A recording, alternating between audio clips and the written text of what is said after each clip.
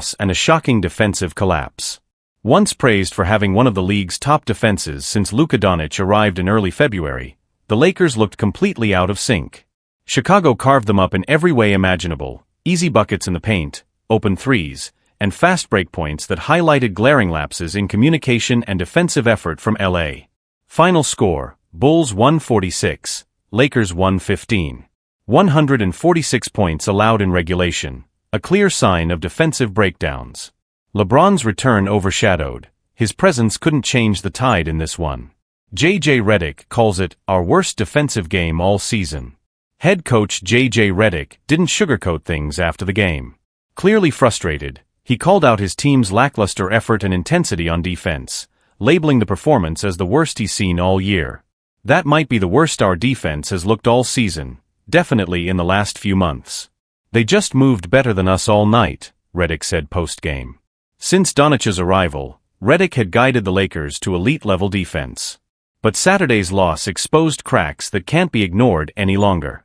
LeBron steps up and sends a message. While the loss was tough, LeBron James tried to keep the team focused on the bigger picture. After the game, he addressed the locker room, urging everyone to regroup and take control of their destiny before it's too late.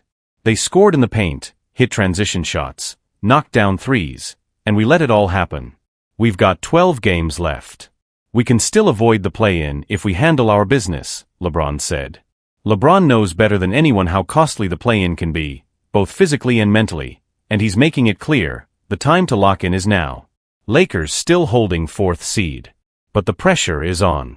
The Lakers currently sit in 4th place in the Western Conference, just 3 games ahead of the 7th-place Clippers. With the West packed with contenders and little margin for error, every game from here on out carries weight. Western Conference standings: 4th place. Led over 7th place, 3 games. Play-in risk, very real if the slide continues. What's next for the Lakers? With 12 regular season games remaining, the Lakers must fix their defensive woes quickly and recapture the form that made them a force just weeks ago. Their next test comes Monday night against the Orlando Magic, a must-win opportunity to bounce back and regain momentum. Key priorities moving forward: sharpen defensive communication. Limit transition points. Stay consistent on offense. Protect their top 6 seed and avoid play-in pressure.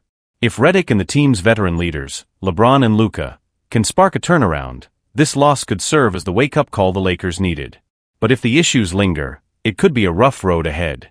One thing's certain: the Lakers can't afford another night like this.